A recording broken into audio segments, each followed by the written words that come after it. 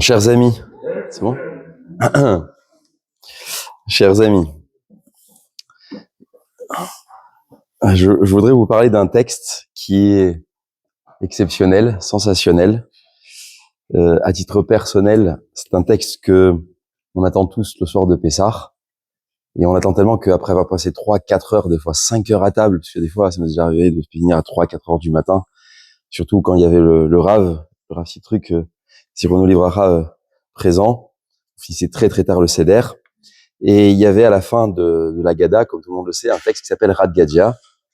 Chacun le fait avec l'air qu'il veut. Chacun le chante de la manière qu'il le souhaite. Quoi qu'il en soit, dans notre famille, nous avons la fameuse coutume de mimer chaque strophe. Donc, vient un guédi, un chevreau, il y a quelqu'un qui fait le chevreau. Veata shunra, vient le chat, il y en a un qui fait le chat. Veata kalba, vient le chien, il y en a un qui fait le chien. Et chacun a un rôle bien particulier, chacun fait un bruit, mime le son de l'animal ou des éléments qui composent Rad Gadia. Alors, je vais traduire le texte avec vous. Chacun il a son bruit. Vient l'eau. Bon, on va d'abord traduire le texte ensemble. Et ce texte-là, il est fondamental. On termine parfois avec ce texte, bien qu'il continue un petit peu après, mais vient clôturer quelque part la Gada. Il a un symbole particulier, on doit lui donner un sens, et il y a un point de vérité à toucher, peut-être dans ce texte. Alors, je traduis d'abord le texte, que tout le monde ait au moins la matière. Donc, un chevreau, mon père, il a acquis pour 2 zouz. Rad Gadia, un chevreau. Vient un chat qui mange le chevreau, ça fait un peu bizarre. Donc le chat vient mange le chevreau, que mon père a acquis pour 2 zouz, un guédi. Vient le chien qui mange le chat, qui a mangé le chevreau, que mon père a acquis. Vient le bâton, qui frappe le chien, donc là le chat il reste vivant, qui a mangé le chat, qui a mangé le chevreau. Vient le feu, qui brûle le bâton, qui a tapé le chien, et qui a mangé le chat, et qui a mangé le chevreau. Vient l'eau, qui éteint le feu, qui a brûlé le bâton, qui a frappé le chien, et ainsi de suite. Vient là. Alors, il y en a qui se trompent ici. Viata Torah. Il y en a qui disaient, viens la Torah. C'est pas la Torah ici. Vient le taureau. Voilà. Il y en a qui miment bien le taureau. Surtout ma femme. Vient le taureau. Vient le taureau. Qui boit l'eau. Qui a éteint le feu, qui a brûlé le bâton, et ainsi de suite. Vient le shoret. Donc celui qui fait la shrita, qui égorge les bêtes. Lui, qu'est-ce qu'il fait? Donc vient le shoret qui égorge la bête, qui a bu l'eau, et ainsi de suite. Vient l'ange de la mort qui tue le shoret. Miskin lui l'a demandé, il fait la shrita à une bête. Bon, alors ok, il vient le mal à Ramavet, et ainsi de suite. Et là vient Akadosh Baruch Hu qui éclate, le mal à Ramavet, l'ange de la mort, qui a tué le fameux shoret, l'égorgeur d'animaux, et qui a bu l'eau, et ainsi de suite. Très bien. Il y a 1, 2, 3, 4 strophes, 5, 6, 7, 8, 9, 10 strophes. 10 passages. Il y a 2 façons de voir ce texte. On va essayer de les établir ensemble. Au-delà de la joie qu'on peut ressentir lorsqu'on le fait, nous dit le Tashbat, une réponse incroyable. Dans ce texte, nous avons ce qu'on appelle communément en français un effet papillon. C'est ce que c'est l'effet papillon? L'effet papillon, c'est celui d'un mouvement d'aile, arrive à faire bouger, bien au-delà de sa possibilité, un point, une feuille, un événement, une personne, le monde. En quelque sorte, ce texte-là voudrait dire que chacune des étapes vient donner un élément. Et le second vient dire, c'est à cause du premier que j'en suis là. Et arriver jusqu'au 10e. Ce qu'on appelle l'effet papillon.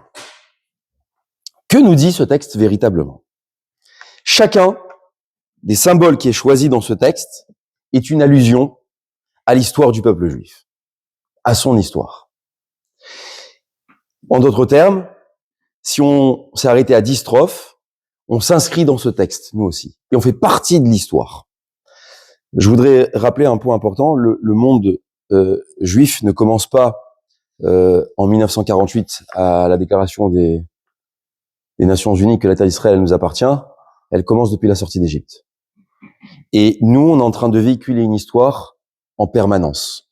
On s'inscrit dans le passé, on aborde fièrement le présent et on essaie de conjuguer le futur à travers les futures générations. Et c'est là où Pessah est un symbole important. Au-delà de l'aspect fastidieux de faire le ménage, de dire l'achat de matzah ou de tout ce qui est caché les Pessah, il y a un symbole fort, c'est la transmission. Pour transmettre, il faut que je m'inscrive dans le passé, que je sois fier de mon présent et que je puisse transmettre avec fierté le futur à mes enfants. Et Rad Gadya, c'est le texte parfait. Alors on va le définir ensemble. Un chevreau, un chevreau. C'est quoi cette histoire? Chevreau. Dans la Torah, il y a un homme qui s'appelle Yaakov Avinu. Il a acheté 2 chevreaux. À quel moment maman Rivka est venue le voir. Il dit, mon fils, papa veut bénir Esav, ton frère jumeau. C'est impensable que ce rachat reçoive la bénédiction. S'il te plaît, déguise-toi en Esav, fais cuire une bonne viande à ton père, et il va te bénir. Qu'est-ce qu'il fait Yaakov? Il va chercher 2 chevreaux. Donc ici, les 2 chevreaux dont on parle, eh bien c'est l'acquisition de Yaakov pour son père, pour lui donner à manger. Vient le chat. Le chat, le chat qui va manger les chevreaux. Donc quelque part c'est Yaakov Avinu. Mais Yaakov, il a donné les bénédictions qu'il a reçues à quel enfant parmi les 12 tribus? À Yosef. Yosef va se faire jalouser des frères. Ils vont essayer de le manger. C'est lui qui a reçu les bénédictions. C'est qui le chat? Ce sont les frères de Yosef. Ils vont le jalouser qu'il a pris les bénédictions à son père et que lui a reçu une bénédiction supplémentaire. Vous voyez déjà d'entrée de jeu, le texte n'est plus finalement un chant juste pour le chanter. Il est un symbole dès le départ d'une histoire qui nous conjugue. Vient le chien qui va manger le chat. Qui est le chien qui va manger le chat? Le chat, c'est Yosef. Le chien qui va dévorer Yosef, c'est la paracha de Shemot. Un roi qui s'appelle Paro, qui dit « Je ne connais pas Yosef » et qui va détruire ou essayer de nous anéantir tout ce que Yosef a fait en Égypte. Vient le bâton. Le bâton de qui? De Moshe Rabbeinu. Qui va taper Paro avec les 10 plaies. Vient ensuite le feu. De quel feu parle-t-on? Le feu qui va finalement brûler le bâton. Ce bâton qui était un emblème pour nous, un symbole fort, où en permanence Moshe guidait le peuple à chaque fois qu'il le levait. Eh bien, on gagnait. Chaque fois qu'il le descendait, et on perdait. C'était un sens pour nous orienter dans le désert, pour faire également les miracles. Le feu, c'est le Yetzer Hara de l'idolâtrie au moment du veau d'or. Nous avons fait un veau d'or, et tout ce qu'il a fait Moshe Rabbeinu avec ce bâton-là va s'anéantir à cause du Yetzer Hara. Le Yetzer Hara, c'est ce qui fait partie de nous, ça nous dévore de l'intérieur, sans s'en rendre compte et à petit feu. Et d'ailleurs, permettez-moi de faire juste une petite parenthèse au sujet du Yetzer Hara. Le Yetzer Hara, il attaque toujours la personne là où on pense qu'on est fort. Si on pense qu'on est fort dans Shabbat, il nous attaquera sur Shabbat. Si on pense qu'on est fort dans un domaine particulier, par orgueil ou par prétention, il va toucher dans ce point-là. Mais le Yetzer Hara, vous savez ce qu'il va vous dire? Pas de transgresser Shabbat. Loin de là pour celui qui fait Shabbat. Vous imaginez que le Yetzer Hara, il va pas me voir me dire Ravilan, tu vas transgresser Shabbat? Non. Mais dans Shabbat, dans ma façon de le faire, il va essayer de me consumer un tout petit peu. Et mis bout à bout, chaque Shabbat, les uns après les autres, si je deviens négligent un tout petit peu, au bout d'une année, la négligence, elle est tellement grande que finalement, je vais commencer à faire des grosses transgressions. C'est ça le Yetzer Hara. Et donc, on a été consumé par le Yetzer Hara, on a consumé le bâton de Moshe Rabbeinu après tous les miracles qu'il nous a fait, en faisant l'idolâtrie, le veau d'or. Vient l'eau. C'est quoi l'eau? Nous dit le Gaon de Vilna, c'est l'Assemblée d'Israël. L'Assemblée d'Israël dans sa globalité, sous-entendu, ce sont ces personnes qui vont rétablir, eh bien, ce qu'il y a de fondamental dans la Torah, entre autres la Gemara, nos textes que nous avons, pour ne pas justement transgresser et être fort contre le Yetzer Hara. Vient le taureau, qui va boire l'eau. Qui est le taureau? Le taureau, c'est celui qui veut nous exterminer. C'est Édom. Édom, c'est un peuple, c'est une nation qui veut exterminer en permanence Israël de la carte. Ça, c'est le taureau. N'oubliez pas, le taureau vient parce que, en contrepartie, juste avant, c'était l'Assemblée d'Israël qui voulait insuffler de la Torah pour ne pas qu'on ait du Yetzer Hara pour faire de l'idolâtrie.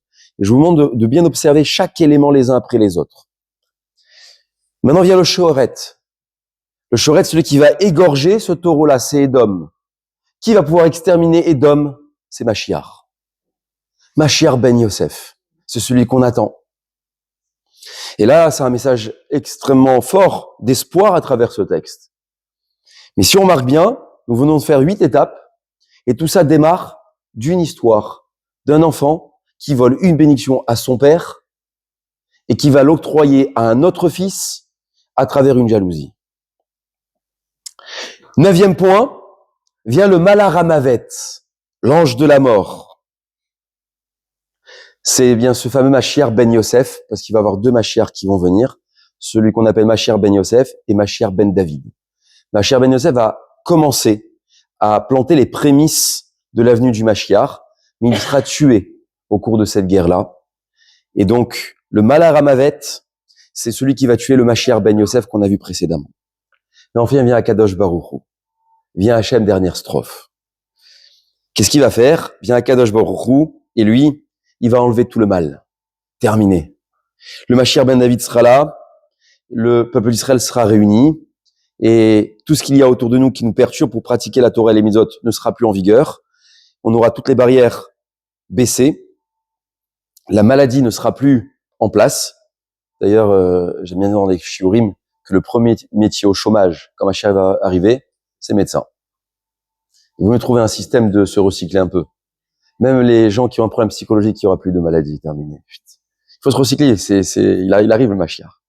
Et donc voilà comment ce texte si sympathique qui se chante chaque année a un sens particulier dans le monde d'aujourd'hui. Je fais partie d'une de ces étapes, mais qui me relie à mon passé. On en est là à cause d'une bénédiction, à cause d'une bracha volée, et la suite a montré que nous sommes parfois dans l'excellence et parfois dans la décadence. L'excellence, c'est le bâton de Moshe Rabbeinu. La décadence, c'est la Avodah Zarah.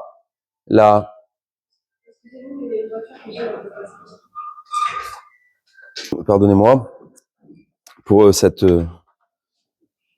arrêt. Encore une fois, nous venons de voir ensemble 10 étapes, et ces 10 étapes montrent clairement que étapes les unes après les autres ont eu un effet sur moi.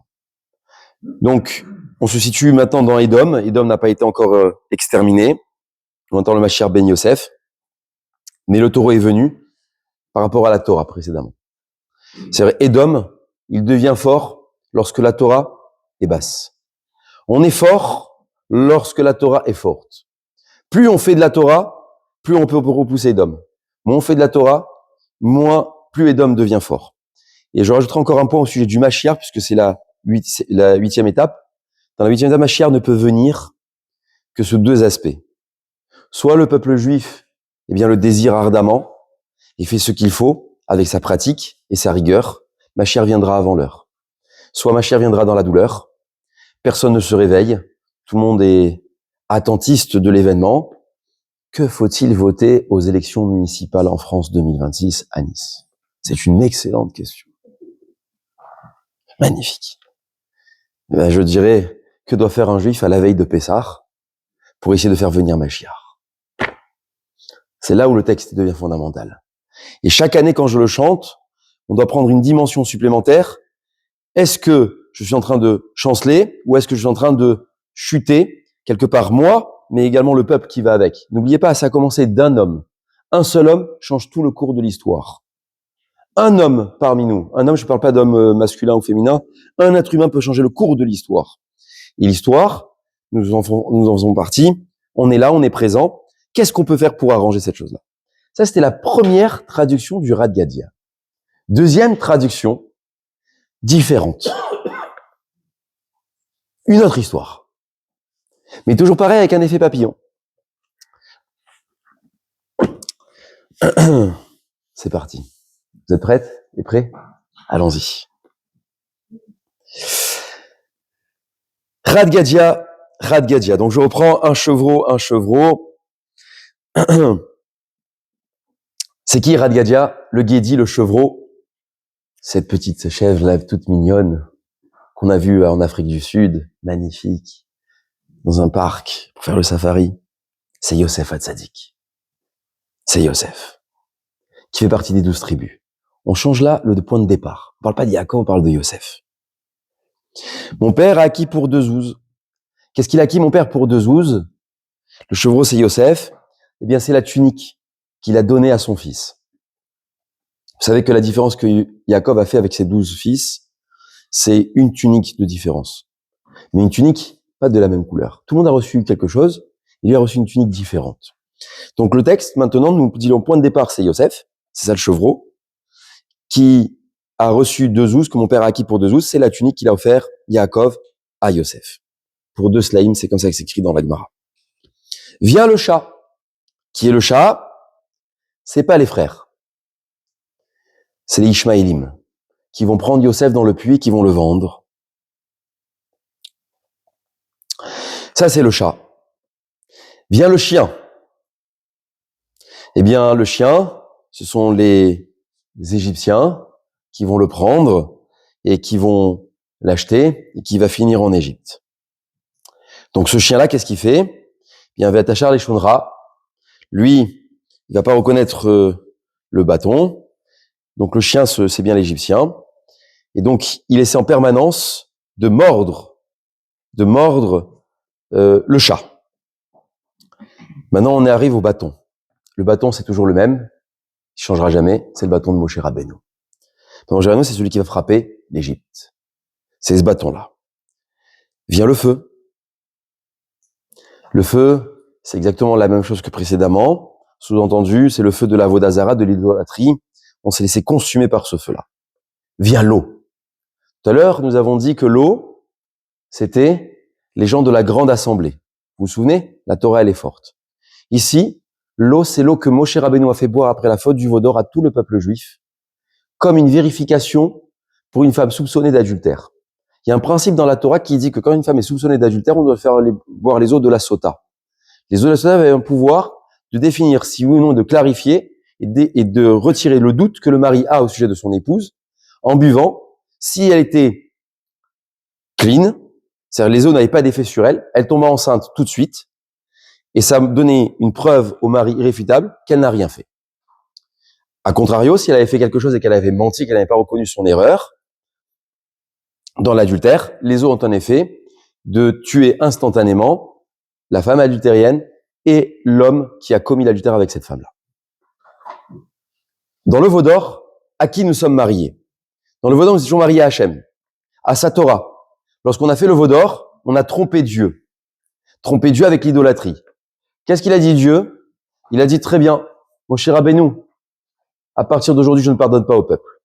Moshe a eu besoin d'éclaircir la situation au sujet du peuple qui a fauté, qui a eu l'intention de fauter mais ne l'a pas fait, qui a participé à la faute mais ne s'est pas prosterné. Il a besoin d'éclaircir.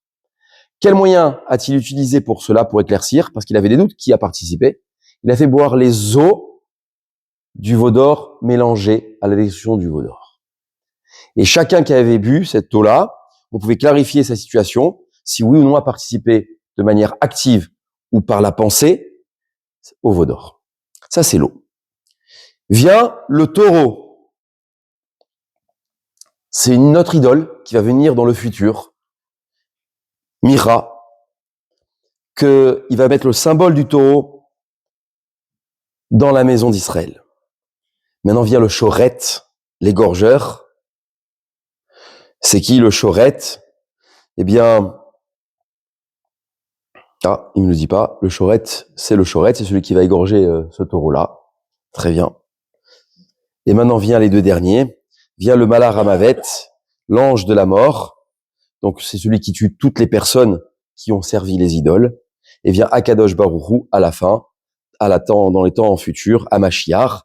et lui, il enlèvera toute la mort du monde. Si vous remarquez bien, ce texte-là, il est différent du précédent sur deux aspects. Le point de départ n'est pas le même. Une fois on a pris Yosef, une fois on a pris Yaakov Avinu, et au milieu, une fois nous avons changé l'eau, une fois c'était la Knesset d'Israël, l'Assemblée d'Israël dans la Torah, et une fois c'était une vérification sur si le peuple juif avait fauté. Ce qui m'intéresse dans ces deux textes, au-delà de leurs différences, c'est que finalement, on se rend compte aisément qu'on a un point de départ. Quel qu'il soit, on a un point de départ. Je fais partie de ce point de départ-là et je pourrais absolument pas m'en défaire. Dans le cours de l'histoire, chacun a voulu se détacher un tant soit peu de son passé, je n'y échapperai pas. Je fais partie de cette histoire-là. Ce point-là, qu'on doit relever, fait partie de la Haggadah. La Haggadah, vous allez la commencer, mes chers amis, dès mercredi soir, dans 2 semaines. Mercredi soir, dans 2 semaines. Vous allez commencer la Haggadah en disant « Alarma Ania, voici le pain du pauvre, que nos pères ont mangé en Égypte. » Chaque année, à table, on entend des questions ici, là, autour de nous, dans certaines tables, qui disent « Mais c'est pas le pain du pauvre, ça coûte cher la matzah. » Ça coûte 50 € le paquet pour 4 matzot, et dans les 4, on a 2 cassés. Et à titre, pour la petite parenthèse, à la RIC, il faut avoir des matzot pleines sur le plateau de Seder. Maintenant, s'il y a une petite cassure, je vous donne une petite technique qui revient moins cher. S'il y en a qui sont cassés sur les bords, vous prenez un petit chalumeau, vous faites griller tout autour, ça fait une matzah entière. C'est pas mal. C'est pour l'astuce. Mais souvent, quand on ouvre les paquets à 50 €, on ouvre les matzot, vous en avez 10 dedans, il y en a 2 bonnes et 8 qui sont cassées. Et il en faut 3 entières sur le plateau du Seder. 3 entières, sans aucun défaut. Et donc, on commence le texte en nous disant « Voici le pain du pauvre que nos pères ont mangé en Égypte. » La question la plus essentielle qu'un enfant normalement constitué en 2026 poserait, mais cette question-là, on aurait pu la poser bien avant 2026, c'est « Mais pourquoi tu as besoin de me rappeler ce qu'ils ont mangé il y a 3000 ans en arrière ?» En 2026, on va à Carrefour, on achète du pain. Enfin, pas Carrefour, c'est pas Cachère. Donc, encore une fois, pourquoi me rappeler d'ores et déjà un passé qui, en apparence, me concerne pas? On vient prendre conscience de la dimension, dès le début à un enfant, mais également à nous-mêmes, puisque nous racontons la sortie des nous sommes acteurs de cela, qu'on s'inscrit dans le passé, inévitablement. Et tout le récit de la Haggadah va vouloir inscrire tout le peuple juif dans sa globalité, dans cette histoire-là. On a un passé, on fait partie de ce passé-là, on peut pas s'en défaire. Pour quelle raison on peut pas s'en défaire? Parce que le futur dépendra inévitablement de toi.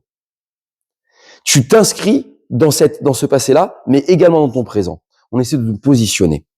Ce symbole-là va être marqué par les 4 fils dans la Haggadah. Lorsqu'on aborde les 4 fils, ces 4 fils si sympathiques, on en a parlé la semaine dernière, le Raham, le Racha, le Tam, le Shenet Elishol. Donc le Raham, c'est le sage, le Racha, c'est l'impie, le Tam, c'est le simplet, le Shenet Elishol, c'est celui qui pose pas de questions. Ces 4 fils-là, quelle que soit la réponse qu'on leur donne, on leur donne une réponse pour les positionner qui font partie bien du peuple. Ils s'inscrivent avec nous. On est tous sortis à 1/5 d'Égypte. On s'inscrit dans ce passif. Ça, c'est le deuxième point. Le troisième point, dans la Haggadah même, vous allez voir que vous allez osciller en permanence entre 2 points. Vous allez parler à la fois de liberté et en même temps d'esclavage. Vous allez partager dans des symboles forts la liberté et l'esclavage. Exemple, vous avez 4 coupes de vin le soir de Pessah. 2 coupes avant le repas, 2 coupes après le repas. Il y a 2 coupes qui concernent en Égypte même et 2 coupes qui parlent après l'Égypte. C'est-à-dire, j'ai 2 coupes qui s'inscrivent dans le shiboutz, que j'appelle l'assujettissement, la tristesse, la douleur, la plainte. Il y a 2 coupes qui parlent de liberté. Sous-entendu, souvent, lorsque vous regardez les nations du monde, lorsqu'elles ont des fêtes qui s'appellent la fête nationale de chaque pays, on fête toujours la victoire. On ramène jamais le passé. Notre histoire à nous, elle se conjugue pas ainsi. Pour savourer la victoire, ou en tout cas savourer la sortie d'Égypte, tu dois savoir d'où tu viens. C'est ce qu'on appelle la Hakarat Tov et Makir Tova. Et là maintenant, Radgadia qui se termine, qui vient conclure la Haggadah, nous dit cela. Être Makir Tova. Regarde où nous en sommes aujourd'hui. Certes, nous avons oscillé de liberté à esclavage en permanence dans le peuple juif dans son histoire. Mais tout s'inscrit depuis le point de départ. On a volé la bénédiction. Alors permettez-moi de poser une question. Il avait raison, Yaakov, de donner la priorité à Yosef, ou bien Yaakov avait-il le droit de voler une bénédiction pour vivre tout ce qu'on a vécu par la suite? C'est une vraie question. Il y a des gens qui veulent refaire le passé. Ils disent, pourquoi Yaakov, il a piqué une bénédiction? On n'en serait pas là avec Édom. Il ne voudrait pas nous exterminer. Il faudrait faire la paix avec les nations. Qu'est-ce qu'on est en train de mentionner ici? Bien, on est en train de mentionner que, quel que soit le point de départ, il y a un programme. Il y a un cheminement. Hachem décide du point de départ et le point d'arrivée. Et au milieu, j'en fais partie. J'ai le choix de m'exclure ou de m'inclure. Mais dans tous les cas, je fais partie de l'histoire. Tu ne peux pas, absolument pas, dire le passé n'a jamais existé. Alors c'est pour cela que lorsque quelqu'un dit « moi je suis juif mais je ne crois pas », ça fait rire. Pourquoi ça fait rire? Parce que même si tu crois pas, tu restes juif. Et même si tu ne pratiques absolument rien, tu es fait bien partie du peuple juif. Tu ne peux pas t'en détacher. Et je vais te dire encore mieux que ça. Peut-être que tu conjugues notre présent et que tu es en train de définir notre futur. Toi, et je ne pratique pas. Eh bien si. Hachem, peut-être qu'il t'a mis ici, il attend de toi quelque chose. Et en permanence, c'est cela la vie. Et pourquoi j'ai parlé des nations précédemment? Parce que les nations, elles ont toujours besoin de marquer leur terrain, leur victoire, mais on ne parle jamais de la défaite. On la cache. Chez nous, on parle de la tristesse en premier lieu dans la Haggadah de Pessah. Mitrila bignout unsayem mishvar. La Gemara nous dit on commence par la tristesse et on termine par le bonheur, la liberté. Et tout le seder va se passer ainsi. Vous allez manger la matzah au début, motzi matzah, c'est la liberté. Et après, vous allez prendre la feuille d'herbe amère avec du raroset, c'est l'amertume. Et après, qu'est-ce que vous faites? Vous prenez la matzah, qui est la liberté, le raroset et la feuille d'amertume, mélangés ensemble. Pourquoi? Parce que tu peux pas renier le passé. Si tu en es arrivé ici, c'est parce qu'il y a un passé. Inévitablement. Alors, tous les gens qui s'enorgueillissent de quoi que ce soit, bien, des fois, il faut regarder dans le rétroviseur pour savoir d'où je viens. C'est un petit peu ce que font les parents. Des fois, ils disent aux enfants, mais tu sais d'où tu sors? Tu sais qui sont tes parents? Ça veut dire quoi? Il y a quelque chose avant toi. Ou les gens qui viennent avec leurs gros sabots et qui disent, moi, je vais tout changer. Mais attends 2 secondes. Attends, il y a des gens derrière qui ont fait des choses. Et ça s'appelle du respect. Alors, on peut tout renier. On peut tout dire, ça n'a pas d'importance, certes. Mais si je suis autour de la table ce soir, je dis bien pas à titre personnel, je parle, si nous sommes à la table le soir de Pessah, c'est parce qu'il y a un 5e du peuple juif qui a accepté de suivre un Dieu aveuglément. Et cette histoire-là n'a pas commencé en Égypte, elle a commencé depuis Yosef ou Yaakov Avinu. Ça, c'était le 3e point que je voulais partager avec vous. Le 4e point au sujet de Rad Gadia, c'est que pourquoi venons-nous conclure par allusion à la fin de la Haggadah un texte pareil? S'il est aussi essentiel, dis-le-moi clairement. Dis-le-moi avec précision. Dis-moi, voilà les étapes. Ah là, j'en pas une réponse. C'est intéressant. Pourquoi tout est une allusion? Parle-moi clairement. Alors vous savez, la Haggadah s'inscrit dans un principe extrêmement fort et puissant, qui s'appelle la sagesse. Je voudrais reparler de la définition que nous avons partagée la semaine dernière, de ce qui s'appelle l'idiotie, la tipshut, tipesh. Un tipesh, idiot, les gens, souvent, des fois, ils disent à des personnes, mais t'es bête, t'es idiot. Dans la Torah, la définition de bête et de tipesh, elle est précise. La définition est la suivante, on l'a dit la semaine dernière, mais je le répète, c'est celui qui vient se limiter intellectuellement alors qu'il a la capacité de faire plus. C'est-à-dire, je pouvais connaître beaucoup, mais je me limite à peu. En d'autres termes, si on devait le donner en exemple, je pouvais gagner 1 milliard, je gagne 100 euros. C'est idiot! Je peux gagner 1 milliard! Voilà. Un jour, il y a un des enfants, il voit des billets par terre. Bien sûr, c'est authentique. Il y avait 50 euros par terre. Pas mal, 50 euros. C'est mieux payé qu'1 heure de travail. Et l'enfant, il dit, moi, je les ramasse pas. Pourquoi? C'est sale par terre. C'est vrai, il a raison. Et il ne voulait pas les ramasser. Mais c'est 50 euros. Je ne ramasse pas, c'est sale. On a envie de dire, mais c'est idiot. Je peux gagner 50 euros. Oui, mais c'est sale. Alors effectivement, dans ce cadre-là, vous pouvez dire, tu as raison, mais c'est stupide. Et c'est là où l'idiotie marque son pas. Ça veut dire que être idiot dans la Torah, tipesh, se définit par la personne qui s'empêche d'avoir plus. Dans cet ordre d'idées, on a dit pourquoi le Rad Gadia est écrit en allusion. Eh bien, toute la Haggadah fonctionne avec un principe fort. On veut pas des tipshim autour de la table. des idiots. Et d'ailleurs, la Torah, elle veut pas des tipèches. D'ailleurs, Rav Mergui, il aime bien dire que le juif, c'est le ma, c'est celui qui pose des questions. On progresse, on agrandit son intellect à travers les questions. Plus on s'intéresse, plus on questionne, plus on progresse. Moins on questionne, moins on progresse. Toute la Gada, c'est un partage de questions-réponses. Toute la Gada. Toute la Gada, du début jusqu'à la fin, c'est un jeu de questions-réponses. Pourquoi l'avons initié ainsi? Parce que lorsque quelqu'un vient poser une question, il est en attente d'une réponse. Elle rentre en lui. Elle le pénètre. Et finalement, elle le retient. Quand on fait un cours de Torah, ou même un cours lambda, vous connaissez peut-être ce phénomène-là. Ça vous est déjà arrivé dans le passé, le lointain. Mais on s'est trouvé dans une classe avec 30 élèves. Vous connaissez ces histoires. Ça vous ramène loin. Et là, il y a quelqu'un qui fait un cours, quel que soit, économie, médecine, physique, français, philo, ce que vous voulez, mâchiller. Et là, vous avez rien compris. Et la professeure dit, est-ce que vous avez compris? Et toute la classe dit à l'unisson, oui. Et celui qui a pas compris dit, si je lève la main et je dis, j'ai pas compris, j'ai l'archouma. Qu'est-ce qu'il fait? Il lève pas la main. Le problème, c'est que s'il lève pas la main, il va pas comprendre. Et il comprendra pas demain, ni après-demain. Donc il abandonne, finalement il prend une mauvaise note. Soudainement, dans la même classe, il y a un élève qui a le courage de dire, excusez-moi madame, j'ai pas compris. Et là, cet élève-là qui avait honte dit, moi aussi. Le simple fait d'avoir dit moi aussi, ça implique qu'il avait une question mais qu'il a pas osé la poser. Le soir de Pessah, celui qui pose des questions ira loin. Celui qui s'intéresse ira très très loin. Il changera peut-être l'avenir. C'est lui qu'on veut dessiner. Et si vous avez remarqué, dans la Haggadah, les 4 fils, le Racham, le Rachel, le Tam, posent tous une question. Il y en a un qui pose pas de question. Chez Eno Yodé Alishol. Qu'est-ce qu'a dit le Baal Haggadah? Ad Petarlo, ou vu la bouche. C'est quoi vu la bouche? On aurait pu dire, bah, il pose pas de question, laisse-le tranquille. Vous savez, il y a des parents qui adorent les enfants qui posent jamais de questions. Il est gentil, mon fils, il demande jamais rien. C'est le pire. Parce que je sais pas ce qu'il pense. Je sais pas où il va. Je sais pas à quoi il s'intéresse. Un enfant qui questionne, c'est un enfant qui s'intéresse, qui veut découvrir. C'est le contraire de la type shoot. C'est le contraire de l'idiotie. Les enfants les plus brillants vont poser 10 millions de questions. Alors bien sûr, ça désarme les parents, parce que j'ai pas les réponses à tout.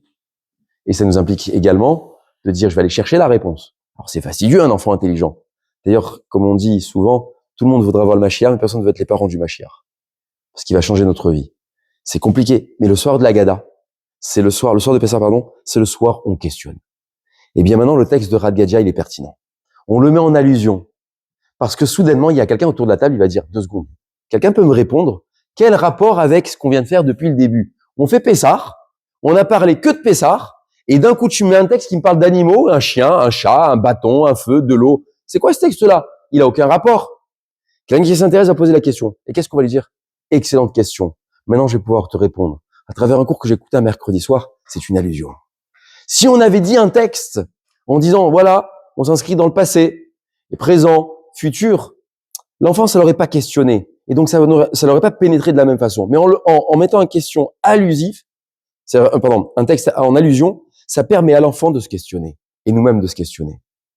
Donc, ça, c'est le 4e point. Sous-entendu, mes chers amis, je suis en train de vous engager dans un nouveau principe de Pessah. C'est qu'il faut préparer des réponses le soir de Pessah. Parce que, attendez-vous à des questions. D'abord, vous avez des questions personnelles et vous avez des questions autour de la table. Il y a de plus en plus de haggadot qui sortent sur le marché. Et si vous remarquez bien, la haggadot de nos arrière-grands-parents ressemblait à des matzot. Aujourd'hui, étonnamment, elle ressemble à des pains de campagne. Ça, c'est ma Haggadah. Ça, c'est une deuxième Haggadah. Lorsque je mets sur la table les 2 haggadot, elle me dit, c'est quoi tout ça? C'est Pessah. Il y a des choses à dire. Pourquoi on en a mis autant aujourd'hui? Pour permettre à toute personne de pouvoir répondre à des questions. Et souvent, dans les haggadot modernes, vous avez et la question et la réponse. Et chaque question doit être posée. Chaque question doit être répondue. C'est important. Et comme j'ai dit précédemment, Rav Mergui disait, le juif, c'est le ma. Le ma, ça veut dire celui qui s'interroge. C'est quoi? Vous allez dire dans le soir de Pessah, le ma, au moins 3 fois. Si c'est pas 7 fois. Première fois, manishtana. Ma. Quelle différence? 4 fois, 4 questions. Vous allez dire Pessar Matzah ou Maror. Al-Shum Ma. Pourquoi? Pourquoi je mange Pessar? Pourquoi je fais Matzah? Pourquoi je fais Maror? Et toutes ces questions-là sont essentielles. Et encore une fois, l'objectif est d'atteindre que l'enfant, en ayant la question, va se cultiver de dire, tiens, j'ai posé une question, on me répond. Permettez-moi de mentionner une Mishnah dans Pirkei Avot, qui dit que lorsqu'on prend de l'âge, on est comme du papier un peu froissé, qu'on a du mal à remettre droit. Et c'est quoi un enfant? Un enfant, c'est une feuille blanche où tout ce qu'on écrit se marque. Quel est ce symbole entre l'enfance et la vieillesse, ou la prise d'âge? Eh bien, elle se situe en fait qu'un enfant, il s'imprègne de tout. Il s'imprègne. Dit le Rambam, pour s'imprégner de tout, il y a deux manières. La première manière, c'est de faire question-réponse. Et il s'imprègne de toutes les réponses. D'ailleurs, je pense aisément, avec beaucoup de modestie, qu'on a souvent retenu les réponses qu'on a reçues à nos questions. Mais un cours, des fois magistral, ou des fois des informations qui viennent, parfois on n'a pas retenu. Combien il y en a qui notent maintenant les informations? Attends, j'ai peur d'oublier. Pourquoi? Parce qu'on va pas questionner, on m'agresse. Dit le Rambam, pour retenir ces questions-réponses. C'est primordial. Et ça m'amène à un sixième point, que la mitzvah du soir de Pessah. Tu voulais dire quelque chose par rapport à le sixième point, c'est que le soir de Pessah, ça m'est sorti de la tête, ça va revenir. J'ai parlé de mémoire, et d'un coup, ça m'est sorti de la tête. Oui, mais... Oui. L'objectif, le sixième point, c'est que tout moyen utile pour lui faire poser des questions est nécessaire. Alors, pour vous donner un cadre halakhique ce soir, de halakha, de conception, vous allez voir que toute la Haggadah, à chaque fois, elle a des petites annotations avant certains textes. Ici, on enlève le plateau. Ici, on verse la seconde coupe. Ici, on prend le verre à la main. Ici, on pose le verre à la main. On a l'impression qu'il y a un metteur en scène derrière et qu'il y a un caméraman qui nous filme. Et vas-y, prends, baisse, vas-y, mets-toi à droite, accoude-toi à gauche. Attention. C'est quoi toute cette mise en scène? Mais, encore une fois, tout ça nous fait rire. Mais et quand on est de l'intérieur, on fait tous la même chose. Et d'ailleurs, il y en a qui disent, accouder du côté gauche, c'est pas assez, plus. Pour la petite information, je dis souvent à ma femme de me repasser 4 chemises pour le premier soir et 4 chemises pour le deuxième soir, parce qu'à chaque fois que je m'accoude, à chaque coupe, ça tombe sur la chemise. On n'est pas à l'aise. Mais c'est une question. Laquelle? Pourquoi nous demandons de nous accouder du côté gauche? Pourquoi on enlève le plateau? Pourquoi on verse le second verre sans le voir? Ça, ce sont des questions. Le rythme de la Haggadah, c'est pour questionner. Alors, Rav Gadya vient conclure pour nous dire, voilà, vous avez raconté une belle histoire. Vous avez fait un beau récit. Vous avez maîtrisé votre récit parfaitement. Vous avez eu des questions. Mais n'oubliez pas, cette histoire-là n'est que le point de départ de toute l'histoire du peuple juif. Ce n'est pas la fin. On s'inscrit à l'intérieur. Et voyez-vous, on a un dernier point à conclure ensemble, dans Rav Gadya, bien sûr, et pas ailleurs. Je voudrais parler de points de naissance du Rav Gadya. On a dit Yaakov Avinu ou Yosef Hatzadik. Le point de départ, c'était la jalousie. Soit Yaakov et Esav pour une bénédiction, soit Yosef avec ses frères, c'est de la jalousie. Ce qu'on appelle la kina. Vous avez entendu la kina. Il y a une mara dans Shabbat qui nous dit sur la jalousie un point fondamental, pourquoi nous avons reçu la Torah. Pourquoi? Nous avons de la jalousie, ça on est tous certains qu'on est tous jaloux de quelque chose. Il y a deux types de jalousie. Il y a une jalousie positive, une jalousie négative. La jalousie positive, on va commencer par négative. La jalousie négative, c'est je veux non seulement ce que l'autre il a, mais je veux pas que l'autre il ait.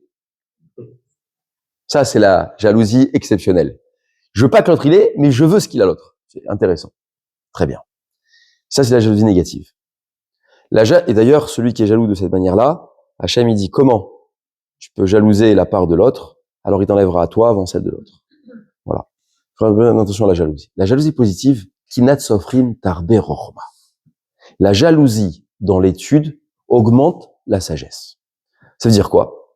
Je vois quelqu'un, une personne, qui, waouh, il a réussi dans la vie. Waouh, il a fondé une famille. Oh, comment il éduque ses enfants. Ça me donne envie. Et je suis jaloux. Pas jaloux qu'il a, jaloux de telle manière que moi aussi, je veux aussi réussir comme lui. Et donc, je vais travailler comme la personne, à titre d'exemple, sans lui enlever à lui. Mais je m'inspire de lui. Ça, c'est une jalousie positive. Les deux jalousies que nous avons, au sujet de Yaakov et de Esav, ou bien de Yosef et de ses frères, est une jalousie qu'on appelle négative, dite négative. Ce point de départ-là, nous dit la Gemara dans Shabbat. Pourquoi nous avons reçu la Torah?